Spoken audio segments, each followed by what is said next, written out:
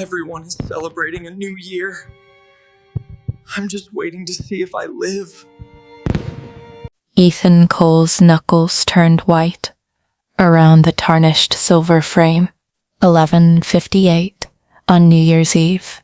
Fireworks flashed beyond the hospital window. You would think he was waiting for midnight. He was waiting to find out if he would live. And you would think the woman holding his hand was his mother. But the truth was stranger. A dead child. A secret buried for 20 years. And a CEO who had risked her entire empire to save a boy she barely knew. The hospital room was quiet. Too quiet. Where are you watching from? Let us know in the comments. We love hearing from you. 2 weeks earlier, Ethan had been invisible. He worked nights at a warehouse in Brooklyn. He loaded boxes. He unloaded trucks. Chronic kidney disease, didn't care about minimum wage. 3 dialysis sessions a week, 4 hours each time. He worked nights because mornings belonged to the machines. That Tuesday, the collapse came. A box slipped from his hands. His knees hit the concrete. The world went gray. His supervisor stood over him, a heavy man with eyes void of pity. You're done, the supervisor snapped. Please, Ethan begged, his voice thin. I just need a minute. He added, I need workers, not patients. Sorry, I just need a minute. The man replied, I need workers. Get your stuff, It's over. He ordered. Ethan walked out into the snow. The December wind felt like a knife. $11 in his wallet. 11. Rent, due Friday. Dialysis tomorrow. He had no father to call. He had no mother to save him. Ethan walked until his legs burned. Then he saw it. A tower of glass and steel in Manhattan, bright, alive, warm. Ethan pushed through the revolving door. Heat hit his face. A massive tree glittered in the corner. But a security guard stepped in his path. Can I help you? The guard grunted. Suspicious. Ethan swallowed the fear. I'm looking for work, he answered. Anything, he added. The guard looked at the worn jacket, the hollow cheeks. Human resources is closed. The guard said. Come back Monday, he added. Ethan's shoulders dropped. Monday was too late. Everything was too late. He turned to leave. Wait. Wait. The voice was calm, clear. Ethan turned back. She stood near the elevators, 44 years old. Elegant coat, eyes that saw everything. Victoria Ashford, founder and chief executive officer. She walked toward him, heels clicking on the marble like a clock. What's your name? Victoria asked. Ethan, he replied. Ethan Cole. He added. Victoria studied his face. Something flickered in her eyes. Recognition. Pain? What can you do? She asked. Anything. Ethan said. Everything. He added. Desperate. I just need a chance. He finished. Victoria glanced at her assistant. Diana, she called. Find him something in the mailroom. Victoria instructed. Start tomorrow, she added. Ethan felt his throat lock. Victoria looked at him one last time. Don't make me regret this, she whispered. Then she walked away. Ethan started the next morning. The mail room was his sanctuary. He sorted. He delivered. But every day at noon, he vanished for 2 hours. No explanation. He never told them about the clinic. Some battles are fought in silence. 1 week later, Victoria appeared in the basement. No entourage. Just her. Lunch, Victoria said. With me. She added. Ethan froze. Ma'am, he asked. I don't bite. Victoria replied with a small smile. She led him to the elevator. They ate in a private dining room, 47th floor, glass walls. Victoria ordered too much food. The city spread below them, like a circuit board. Ethan tried to eat slowly. It was always hungry.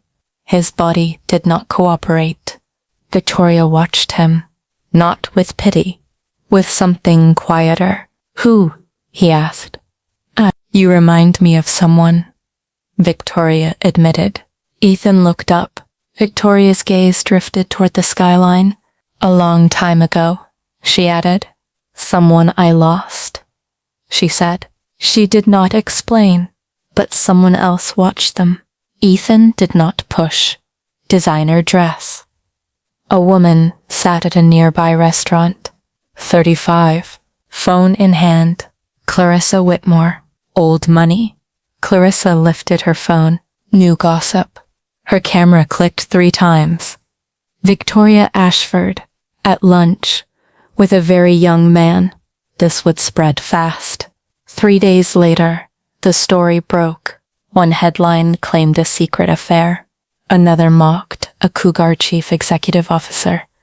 Another suggested a hidden lover. The photos were everywhere. Victoria smiling. Ethan sitting across from her, a hand near his arm. A laugh caught mid-second. Social media erupted. Victoria sat in her office. The company's stock dropped 8%. Diana stood near the door. Victoria said nothing. Your mother called, Diana added. The board is concerned, Diana reported.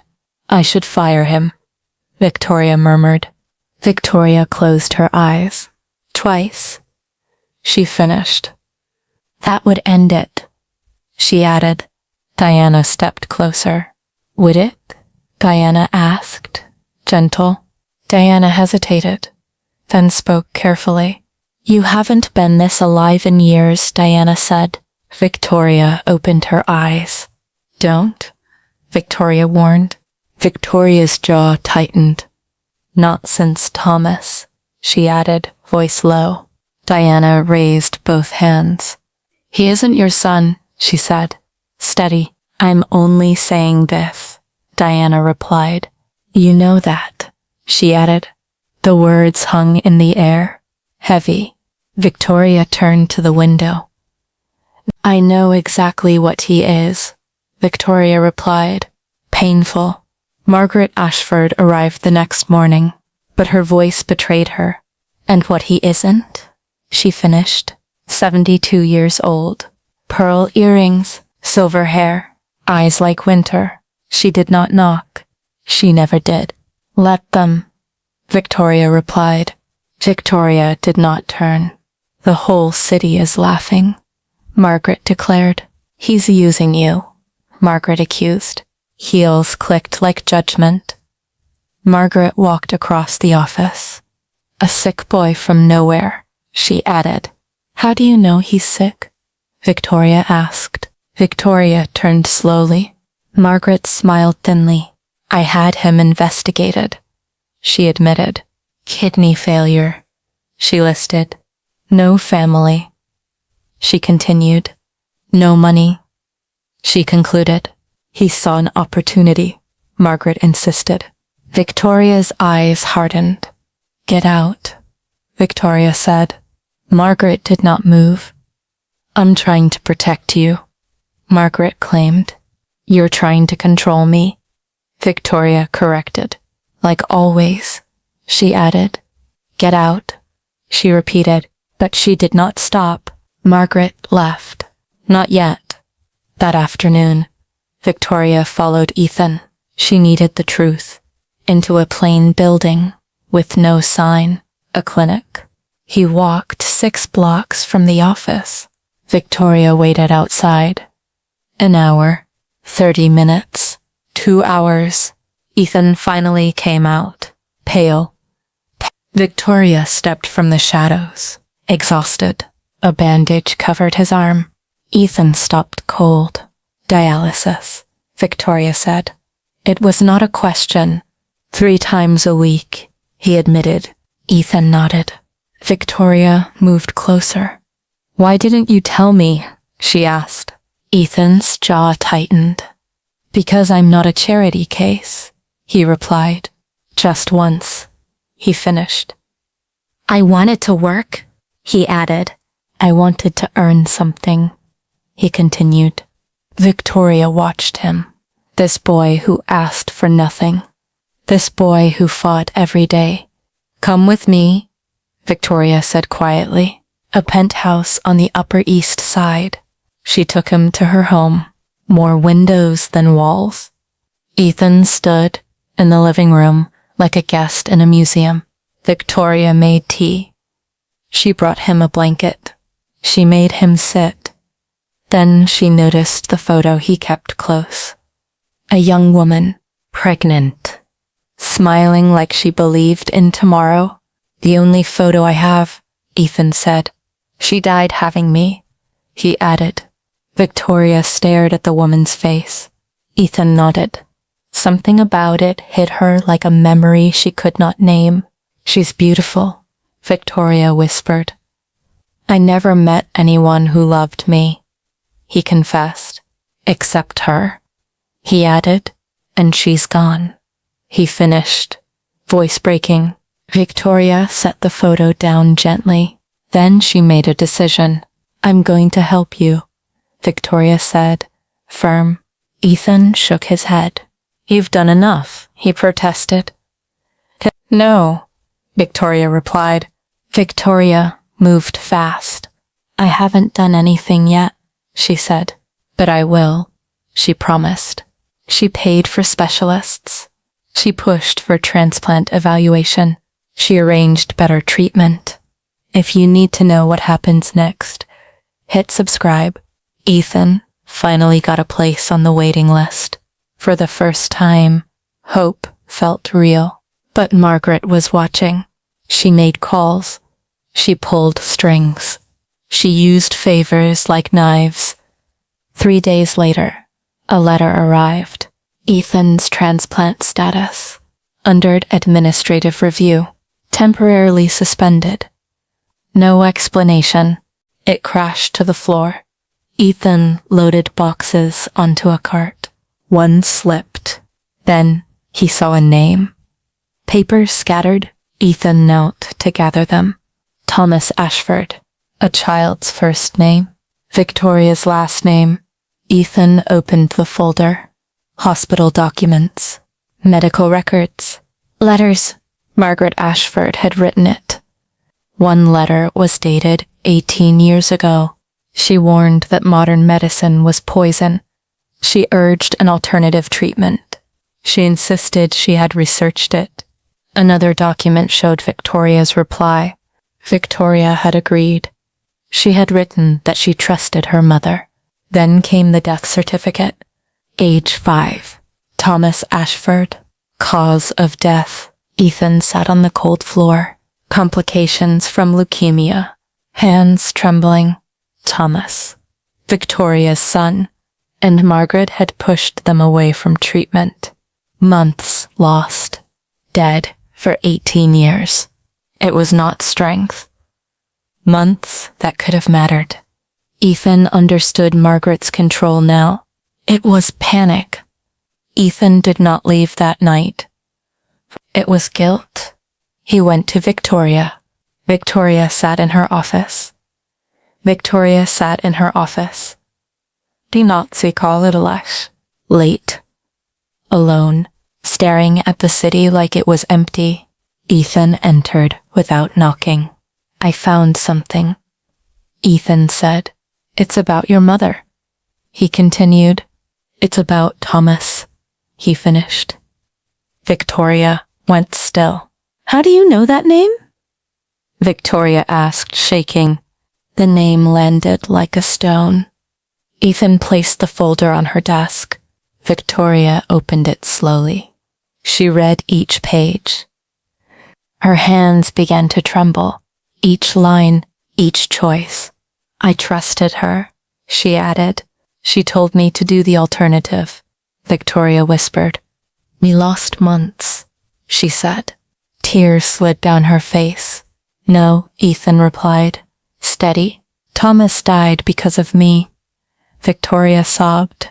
Thomas died because she pushed you, he said. Victoria looked at him. And she let you carry the blame, he added. This boy who saw what she could not. This boy she barely knew. Why are you showing me this? Victoria asked. Ethan knelt beside her chair. Because you saved my life, he said. And you deserve the truth, he added. Even when it hurts, he finished. Victoria touched his face. Her hand trembled. Then her eyes narrowed. You were going to leave, Victoria realized. I found your note, she added. Ethan lowered his gaze. I wanted to protect you, he admitted. Victoria almost laughed. Both felt possible. Everyone tries to protect me, Victoria said, almost cried. From scandal, she listed. From pain, she continued. From living, she finished. She stood up. She wiped her eyes. I'm done hiding, Victoria declared. And this time, she meant it. The board meeting was scheduled for Thursday. Margaret had planned the votes, the speeches, the removal, the conference room filled with suits, serious faces. Margaret sat at the head of the table, smiling. Victoria entered last. She placed the folder on the table. She did not sit. Before we begin, Victoria announced, I have something to share, she added. Victoria opened the folder. Margaret's smile flickered. Victoria opened the folder. 18 years ago, my son was diagnosed with leukemia. Victoria began. I was told to avoid proper treatment. She continued. By someone I trusted, she added. Margaret's face drained of color. We lost months, Victoria said. Thomas died, she finished. Plain and sharp. Silence filled the room. Victoria looked directly at her mother. You told me to trust you, Victoria accused. I did, she added.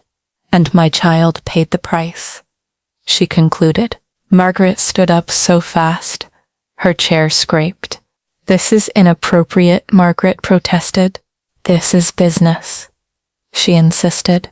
This is truth, Victoria replied, cold. Margaret's mask cracked. Tears appeared, real ones, for the first time. I was trying to help, Margaret pleaded. You were wrong, Victoria replied. Margaret's shoulders dropped. The fight drained out of her. I know what I did, Margaret confessed. I could not face it, she continued, so I controlled everything else, she admitted.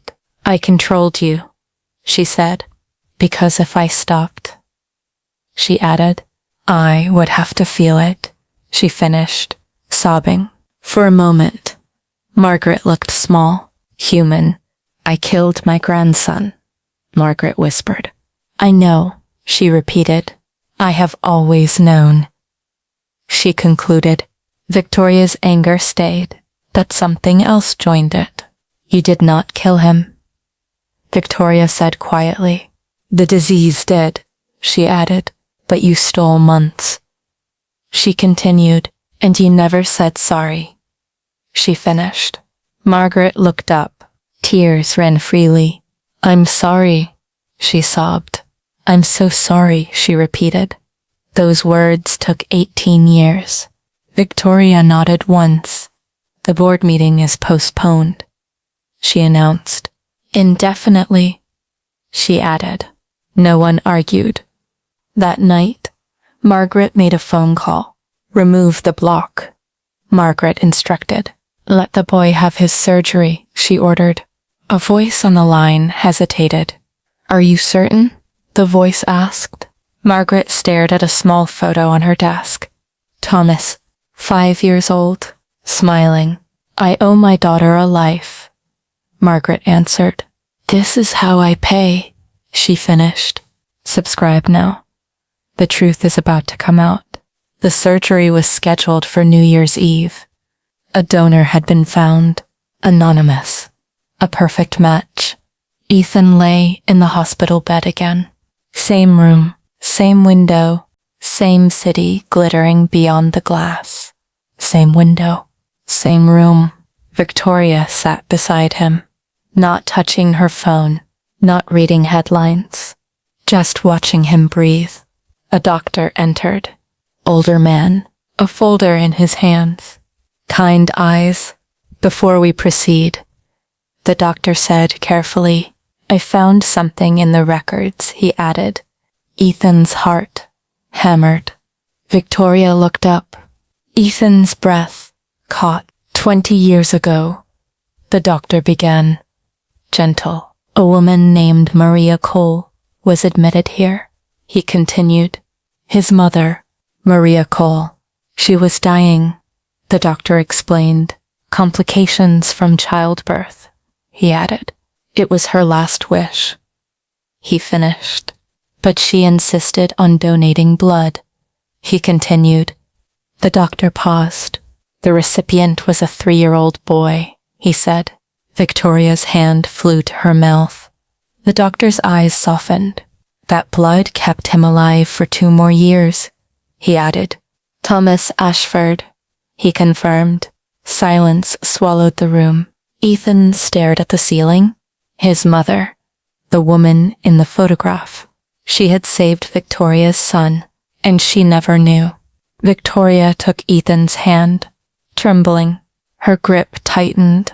And now I save her, Ethan, she added. She saved my Thomas. Victoria whispered. Outside, the countdown began. The city roared louder. Fireworks flashed gold and silver across the night. The clock on the wall ticked closer to midnight. Why? He asked, voice small. Ethan's throat tightened. Why me? He added. Victoria did not look away. Because I know what it is to lose a child, she replied. And I know what it is to blame yourself, she continued. But tonight, I refuse to lose you, she finished. The clock hit midnight. Cheers rose from the streets. Fireworks exploded against the sky. Victoria squeezed his hand. Ethan squeezed back. For the first time in his life, he was not alone at midnight. The nurse came in. The gurney waited. Victoria placed the tarnished frame on his chest. She'll be with you, Victoria whispered. And so will I, she added. Ethan touched the photograph one last time. His mother smiled back. And for the first time, so did he. The surgery would begin at 12:15. The wheels started to move. Hallway lights slid across the ceiling. Ethan kept one hand on the frame. Victoria walked beside him until the doors stopped her. She stayed there anyway. Hands clasped, breathing shallow, watching those doors like they were a judge. Hours later, the doors opened. A surgeon stepped out. His mask was down. His eyes looked tired, but he was smiling. It went well, he told Victoria. The kidney is working, he added. Victoria's knees nearly gave out. She grabbed the wall. Then she covered her mouth and cried without sound. Inside the recovery room, Ethan lay under warm blankets. Machines beeped. His face looked softer already. He blinked once. Then again. Victoria was there, right beside him, as if she had never moved. Ethan tried to speak. His throat was dry. Victoria leaned close. You did it, she whispered. You're here, she added. Ethan's eyes filled. He managed a tiny nod. At the doorway, a figure appeared. Margaret. No pearls, no sharp smile, just a woman standing still, hands folded, waiting to be told to leave. Victoria looked up. Their eyes met. Margaret did not step in. She only pressed her hand to her chest, like a quiet promise. Then she lowered her gaze. Then Victoria said nothing, but she didn't look away. And for the first time, that felt like peace beginning. This story was inspired by real events. Names, locations, and certain details have been changed, and events have been dramatized for narrative purposes. How would you rate this story out of 10? Tell us in the comments. To support the channel, subscribe and turn on notifications.